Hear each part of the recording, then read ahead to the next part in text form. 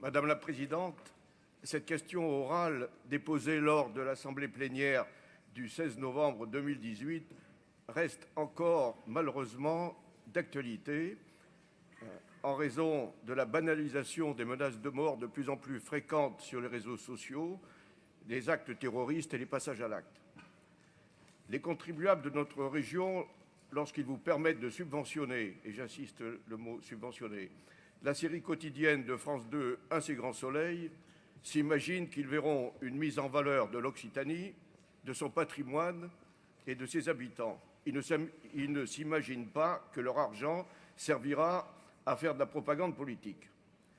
Mi-novembre, il s'avérait que le nouveau programme phare de France 2 tendait à devenir un véritable pamphlet contre ceux qui ont une certaine idée de la France et de la famille.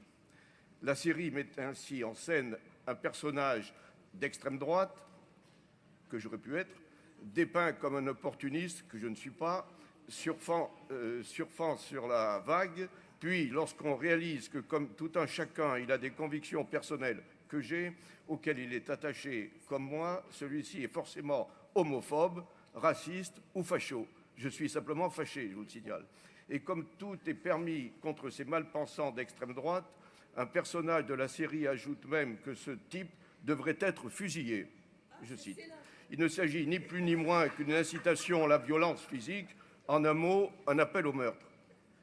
Et maintenant, on s'étonne que des gilets jaunes ou des élus soient menacés de mort sur les réseaux sociaux. Dans cette série, c'est un portrait idiot, caricatural et irréel qui est fait de toute une famille de pensée qui est, qu'on le veuille ou non, implantée dans toute la société française, celle des tenants de la manif pour tous.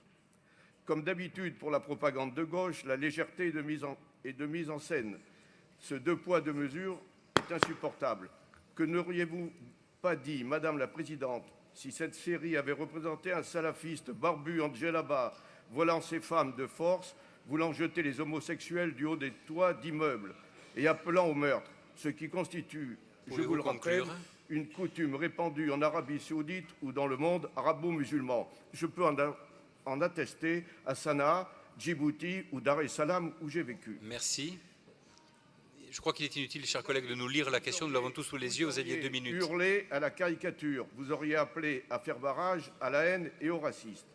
Vous avez ce matin dénoncé les assassinats à Strasbourg.